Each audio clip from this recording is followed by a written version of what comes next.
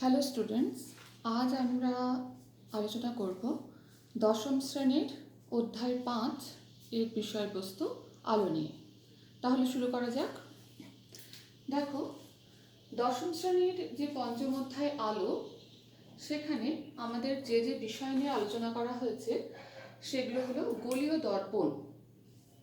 গোলীয় দর্পণের বিভিন্ন অংশ, তার ব্যবহার, এরপর লেন্স, প্রতিসরণ, প্রিজমের কোনো আলোকরশ্মির প্রতিসরণ, এবং আরও দুটো ব্যাপার, বিক্ষেপণ এবং বিচ্ছুরণ নিয়ে। তাহলে আমরা আজ প্রথম থেকে শুরু করি। প্রথমেই আছে গোলীয় দর্পণ। দেখো, গোলীয় দর্পণ বলতে কি বোঝা যায়? সমতল নয়, কোনো গোলকের অংশ এরূপ দর্পণকেই বলা হয় গোলীয় দর্পণ। যেমন আমরা বাড়িতে এর একটা সহজ উদাহরণ দেখতে পাই, সেটা হলো চামচ। দেখো, চামচের এই যে তলটা, যে অংশটা আমরা খাওয়ার জন্য ব্যবহার করি, এই যে দিকটা, এই দিকটাকে আমরা বলছি অবতল দিক, বা এইরূপ দর্পণকে বলা হচ্ছে অবতল দর্পণ। আর যদি উল্টো পিঠে আলোকরশ্মির প্রতিফলন ঘটে, তাহলে এই তলটাকে আমরা বলছি উত্তল দর্পণ। দেখো, আমরা ছবিটা দেখিয়েছি। গোলীয় দর্পণের দুটো ভাগ, উত্তল দর্পণ এবং অবতল দর্পণ। উত্তল দর্পণ কাকে বলে? কোনো গোলীয় দর্পণের কেন্দ্রের বাইরের তলে যদি প্রতিফলন ঘটে তাকে বলা হয় উত্তল দর্পণ। যেমন দেখো, এই একটা গোলীয় দর্পণ M1 M2, এর যে কেন্দ্র, এটা যে গোলকের অংশ, তার কেন্দ্র যেদিকে, তার বিপরীত তলে যদি আলোর প্রতিফলন ঘটে, তাহলে এই ধরনের দর্পণকে বলা হয় উত্তল দর্পণ। একইভাবে দেখো, অবতল দর্পণ আমরা কাকে বলছি? কোনো গোলীয় দর্পণের কেন্দ্রের সামনের তলে যদি প্রতিফলন ঘটে, যেমন এখানে একটা দর্পণকে আমরা দেখিয়েছি, আমরা চামচের ক্ষেত্রে দেখালাম অবতল দর্পণ কোন দিকটা, এদিকটা হচ্ছে অবতল দর্পণ, তাই তো?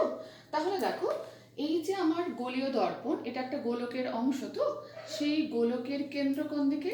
এদিকে আছে। তাহলে যেদিকে কেন্দ্র, সেই দিকের তলেই যখন প্রতিফলন ঘটছে, তখন তাকে আমরা বলছি অবতল দর্পণ। এবার দেখো, গোলীয় দর্পণ নিয়ে যখন আমরা আলোচনা করব, তখন এই গোলীয় দর্পণ সংক্রান্ত কয়েকটা বিষয়ও আমাকে জানতে হবে। কি কি বিষয়? আমরা কতগুলো কথা পাই দেখো, মেরু কাকে বলে, বক্রতা কেন্দ্র কাকে বলে, বক্রতা ব্যাসার্ধ বলতে কি বুঝি, আমরা পরপর দেখে যাই।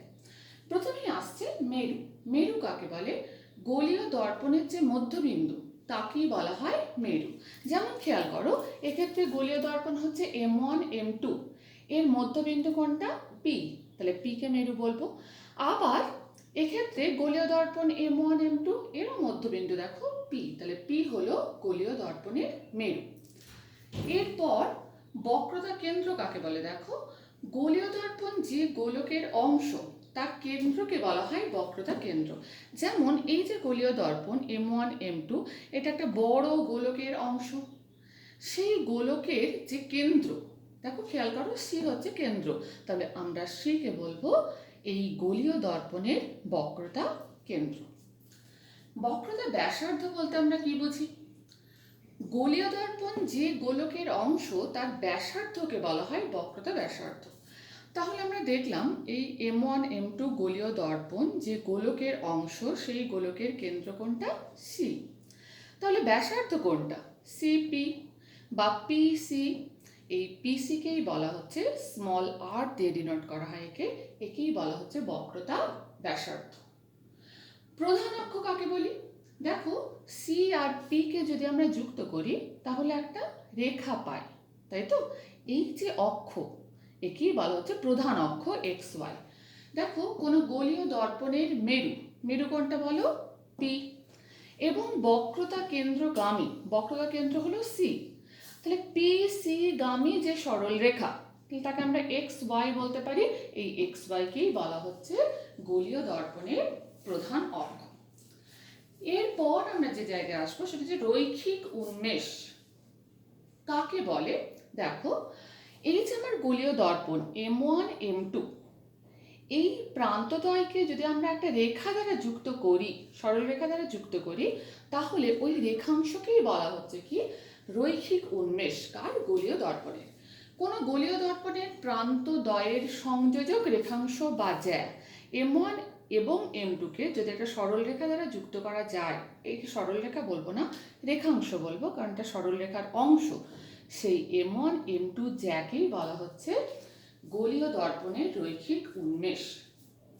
এর পরের অংশে আমরা আসি, দেখো কৌণিক উন্মেষ কাকে বলে।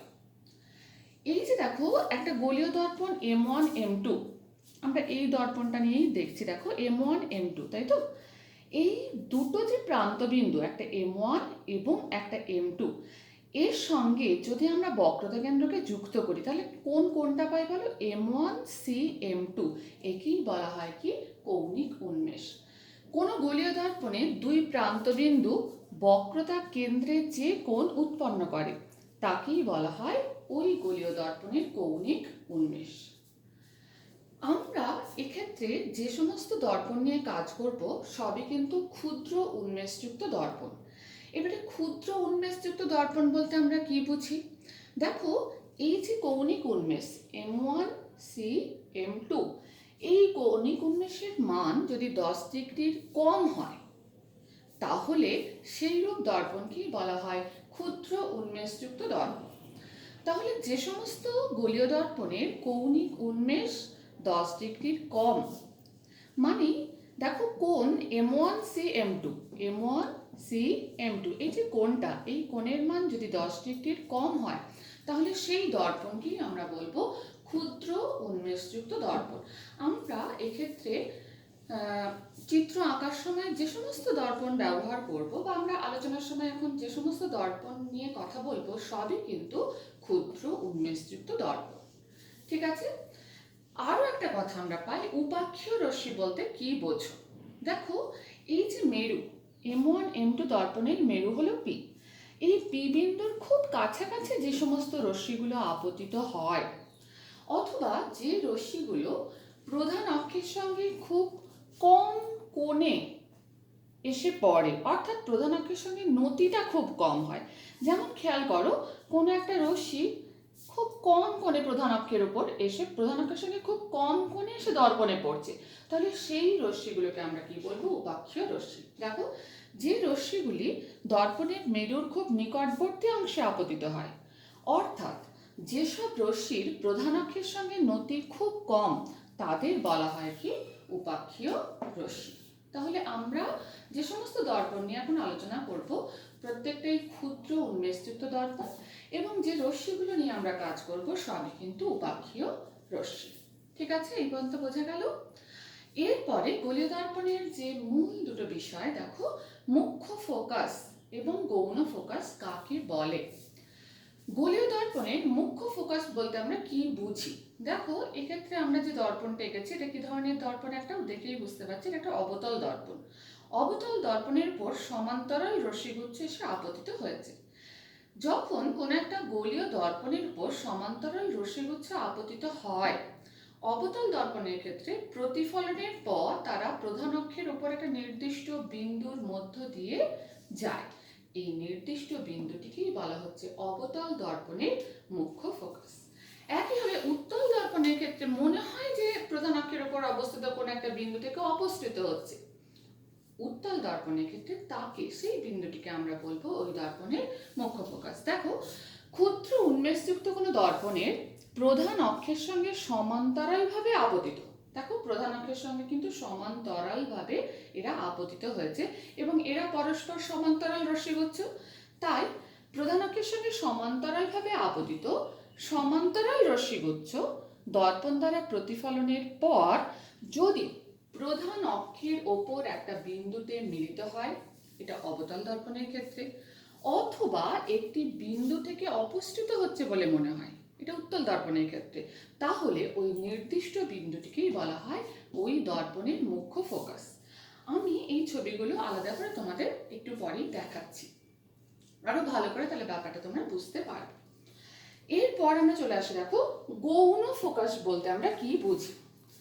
গৌণ ফোকাস বলা হচ্ছে যে এক্ষেত্রে রশ্মিগুলো সমান্তরাল হবে, কিন্তু প্রধান অক্ষের সমান্তরাল হবে না। তাহলে সমান্তরাল রশ্মিগুচ্ছ প্রধান অক্ষের সঙ্গে আনতভাবে যদি গোলীয় দর্পণে আপতিত হয়, তাহলে দেখা যায় দর্পণ দ্বারা প্রতিফলিত রশ্মিগুচ্ছ ফোকাস তলের উপর কোনো একটা বিন্দুতে মিলিত হয় অবতল দর্পণের ক্ষেত্রে, আর ফোকাস তলের উপর একটা বিন্দু থেকে অপসৃত হচ্ছে বলে মনে হয় উত্তল দর্পণের ক্ষেত্রে। ওই বিন্দুকে বলা হয় ওই দর্পণের গৌণ ফোকাস। তাহলে যে ফোকাস তল ব্যাপারটা কি? প্রধান অক্ষের ওপর ফোকাস বিন্দুতে যদি একটা উল্লম্ব তল কল্পনা করা যায় তাকেই বলা হয় কি? ফোকাস তল। এটাও আমি ছবিতে তোমাদের একটু পরেই দেখাচ্ছি। তাহলে এই পর্যন্ত বোঝা গেল আশা করি। এরপর চলে আসি গোলীয় দর্পণের ব্যবহার। আমরা কোথায় কোথায় গোলীয় দর্পণ ব্যবহার করি দেখো। উত্তল দর্পণ ব্যবহৃত হয়, তোমরা দেখে থাকবে মোটরসাইকেল, বাস, লরি ইত্যাদির ভিউ ফাইন্ডার রূপে আমরা উত্তল দর্পণ ব্যবহার করি। সামনে যে দুটো আয়না থাকে যাদের পেছনের পুরো অংশটাকে দেখা যায়, ওটা কিন্তু পেছনে কারা আছে সেটা বোঝার জন্য এই ভিউ ফাইন্ডার রূপে এই উত্তল দর্পণ কিন্তু ব্যবহার করা হয়। এছাড়াও স্ট্রিট ল্যাম্পের প্রতিফলক রূপেও আমরা উত্তল দর্পণ ব্যবহার করে থাকি। অবতল দর্পণ কোথায় কোথায় ব্যবহার করি দেখো। টর্চ, সার্চ লাইট বা গাড়ির হেডলাইটে পালিশ করা ধাতব অবতল তল ব্যবহার করা হয়, যার ফলে আলোকরশ্মি কিন্তু প্রতিফলিত হয়ে সমান্তরাল রশ্মিগুচ্ছ রূপে নির্গত হয় এবং রাস্তা অনেক দূর পর্যন্ত দেখা যায়। এছাড়াও বস্তুকে বড় করে দেখার জন্য দাড়ি কামানোর ক্ষেত্রে এবং দন্ত চিকিৎসকরাও কিন্তু এই অবতল দর্পণ ব্যবহার করে থাকে। এর পরের অংশে চলে যায় দেখো, দর্পণ চেনার উপায়। মনে করো তোমাকে 3 রকমের দর্পণ দেওয়া হলো, একটা সমতল, একটা অবতল এবং একটা উত্তল। তোমাকে বলা হলো কিভাবে তুমি বুঝবে, যে না হাত দিয়ে ছুঁয়ে তুমি কি করে বুঝবে কোনটা সমতল, কোনটা অবতল এবং কোনটা উত্তল। এক্ষেত্রে যদি আমরা বস্তুকে দর্পণের ফোকাসের মধ্যে রাখি, অর্থাৎ ফোকাস এবং মেরুর মধ্যে, মানে বস্তুটা আমার খুব কাছে থাকবে দর্পণের, তাহলে যদি দেখা যায় প্রতিবিম্ব বস্তুর সমান এবং সমশীর্ষ, তাহলে নিশ্চয়ই সেটা সমতল দর্পণ। যদি প্রতিবিম্ব বস্তুর চেয়ে বড় এবং সমশীর্ষ হয় সেটি অবতল দর্পণ। আর যদি প্রতিবিম্ব বস্তু ছোট এবং সমশীর্ষ হয়, মানে 3টে ক্ষেত্রেই প্রতিবিম্ব কিন্তু সোজা থাকছে, কিন্তু যখন প্রতিবিম্ব সমান সেটা সমতল দর্পণ, যখন প্রতিবিম্ব বড় সেটা অবতল দর্পণ, এবং যখন প্রতিবিম্ব ছোট সেটা উত্তল দর্পণ।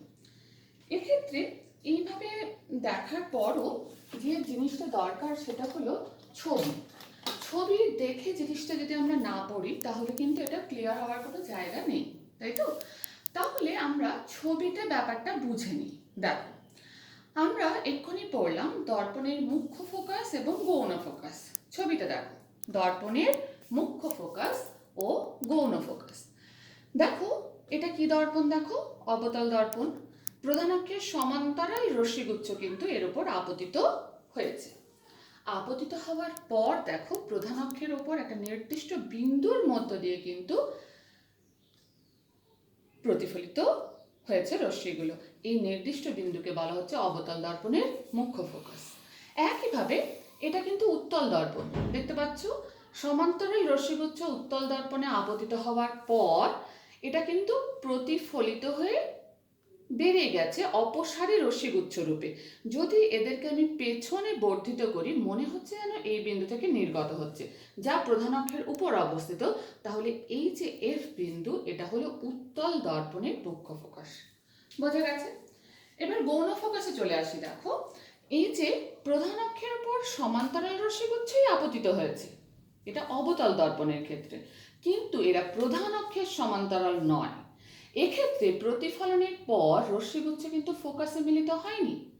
ফোকাসে প্রধান অক্ষের ওপর যদি একটা উল্লম্ব তল কল্পনা করা যায়, আমি বললাম তাকে ফোকাস তল বলে, সেই ফোকাস তলের উপর এফ ড্যাশড বিন্দুতে মিলিত হয়েছে।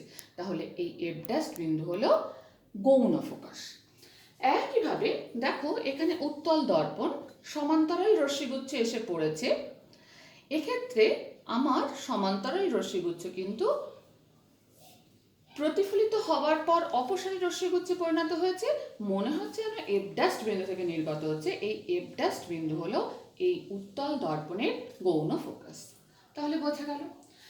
এরপর আমাদের যে জায়গাটা বুঝতে হবে, আমরা এখানে গোলীয় তলে প্রতিফলন ব্যাপারটা আলোচনা করছি, অর্থাৎ প্রতিফলনের সূত্র কিন্তু এখানে মেনেই প্রতিফলনটা ঘটছে। দেখো খেয়াল করো, এখানে এই যে দর্পণটা, এই দর্পণটা কি দর্পণ? অবতল দর্পণ। অবতল দর্পণের পর একটা রশ্মি আপতিত হয়েছে। আমাদের এখানে স্টুডেন্টদের আঁকতে খুব অসুবিধা হয়, ব্যাপারটা ভালো করে একটু বুঝে নাও। দেখো তোমরা যখন আঁকবে তখন একটা সমান সরলরেখা আঁকবে। সরলরেখায় একটা নির্দিষ্ট দূরত্ব অন্তর কিন্তু 5টা বা 3টে বিন্দু দেবে। দেখো সি থেকে এফ এর যা দূরত্ব, এফ থেকে পি এর তাই দূরত্ব, তাই তো? অর্থাৎ মেরু থেকে ফোকাসের যা দূরত্ব, ফোকাস থেকে বক্রতা কেন্দ্রের তাই দূরত্ব।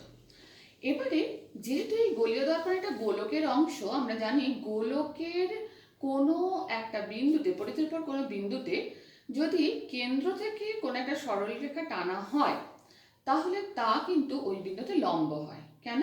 আমরা অঙ্কে পড়েছি উপপাদ্যে যে কোনো গোলীয় কোনো একটা বৃত্তের স্পর্শক এবং স্পর্শবিন্দুগামী ব্যাসার্ধ পরস্পর লম্ব হয়। তাই কেন্দ্রগামী এই যে রেখাংশটা, যেটা পরিধির ওপর পর্যন্ত বিস্তৃত, যে কোনো কেন্দ্রগামী যে কোনো পরিধি পর্যন্ত বিস্তৃত রেখাংশ বা ব্যাসার্ধ সবসময় ওই বিন্দুতে কি হয়? লম্ব হয়।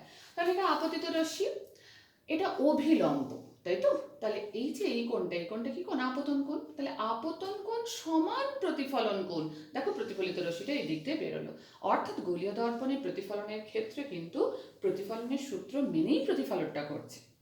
এটা কি দর্পণ? দেখো উত্তল দর্পণ। উত্তল দর্পণের ক্ষেত্রে এই হলো আপতিত রশ্মি।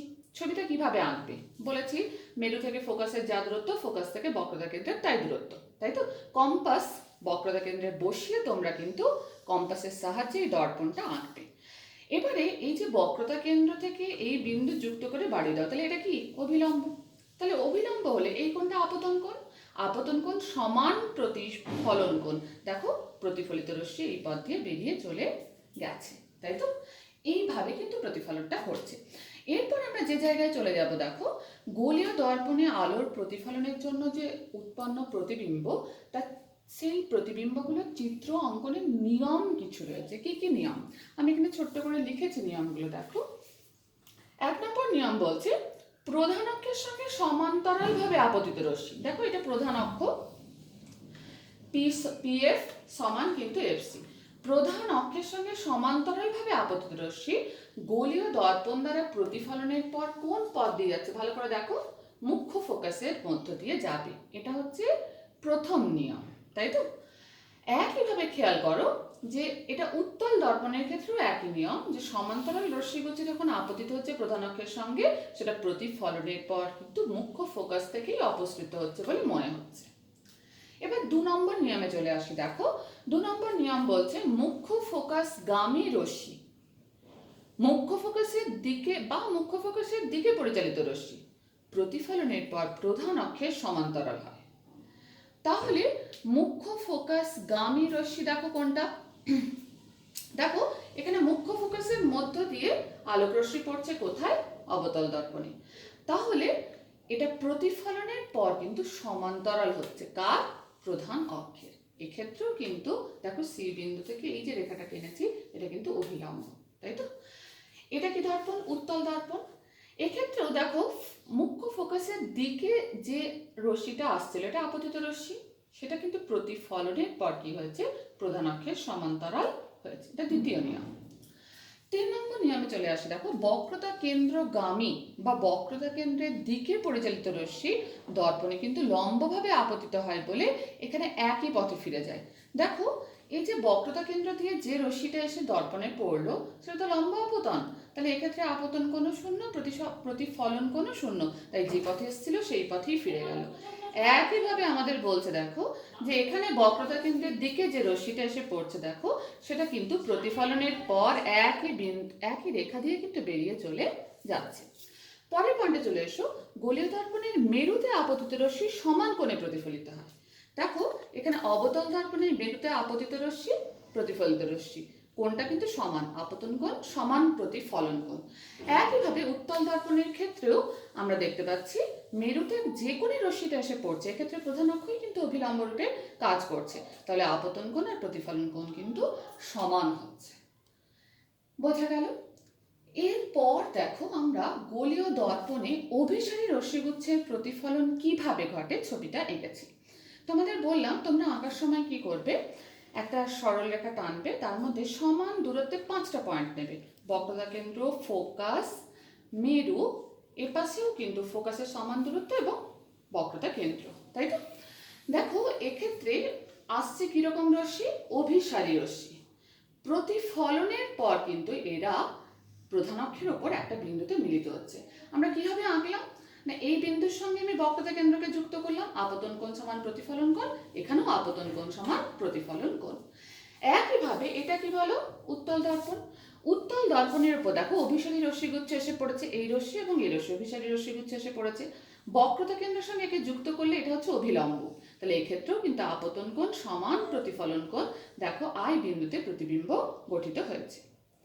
এক্ষেত্রেও খেয়াল করো, আপতিত রশ্মি সবুজ রেখা দিয়ে দেখো তীর চিহ্ন দিয়ে বোঝা যাচ্ছে এটা আপতিত রশ্মি।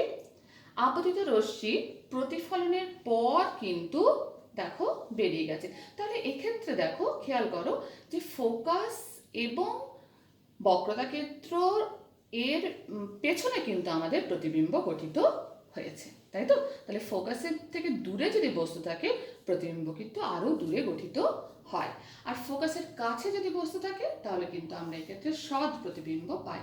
এক্ষেত্রেও সৎ প্রতিবিম্ব পাচ্ছি, এখানে অসৎ প্রতিবিম্ব আমরা পেলাম। এরপরের অংশে চলে যায়, দেখো অবতল দর্পণ দ্বারা বিস্তৃত বস্তুর প্রতিবিম্ব কিভাবে গঠিত হয়।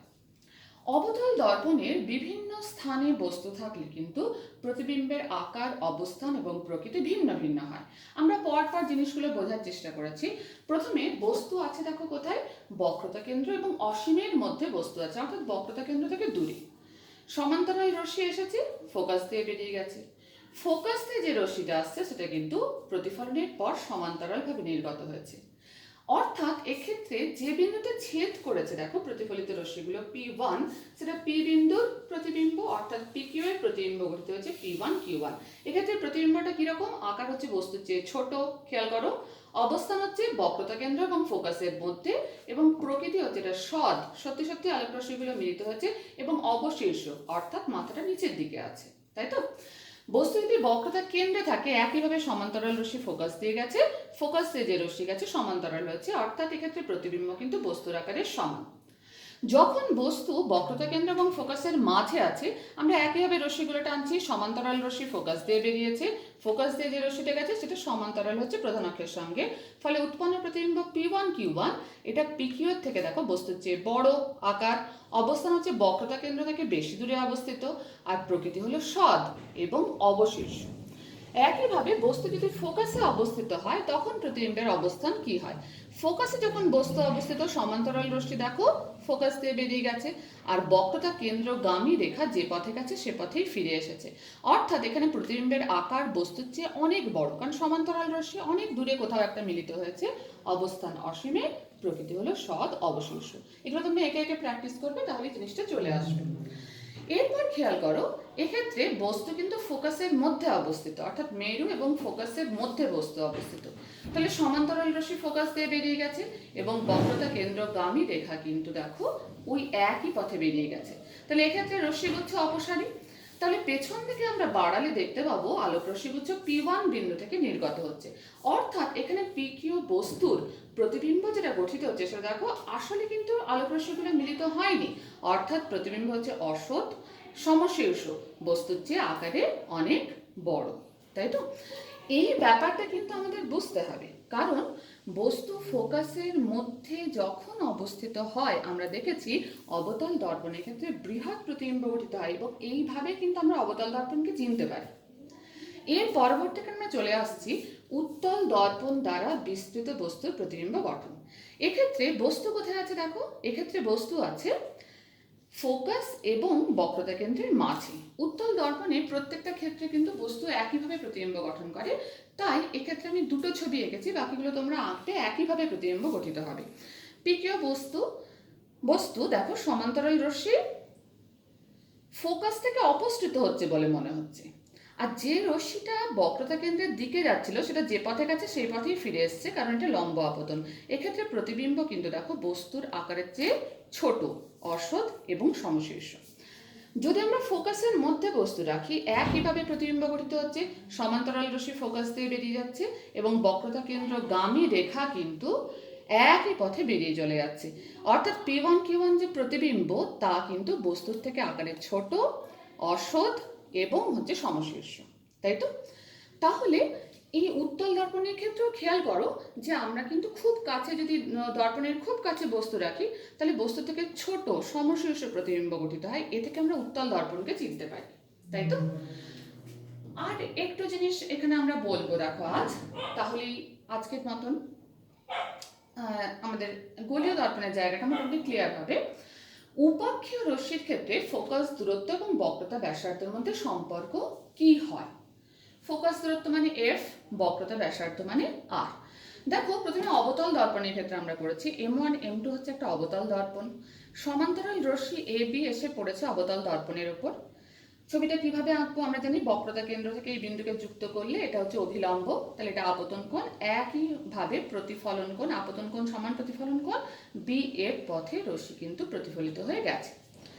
খেয়াল করো এখানে AB সমান্তরাল কিন্তু হচ্ছে CP, তাই তো? এবং BC হচ্ছে ভেদক। তাহলে দেখো একটা Z আকৃতির কোণ তৈরি হচ্ছে, এই কোণটাকে আমরা বলি কি একান্তর কোণ। তাহলে এই যে কোণটা, কোণ ABC, খেয়াল করো ছবিতে ABC সমান BCF, এই যে এই কোণটা এবং এই কোণটা সমান। আবার প্রতিফলনের সূত্রানুসারে আমরা পাচ্ছি দেখো কোণ ABC সমান কোণ CBF, অর্থাৎ কোণ CBF সমান হচ্ছে BCF। এই দুটো কোণ যদি সমান হয় তাহলে BCF ত্রিভুজের ক্ষেত্রে আমরা কি পাচ্ছি দেখো, দুটো কোণ সমান মানে দুটো বাহু সমান, তাহলে FC সমান FB বলতে পারি তো।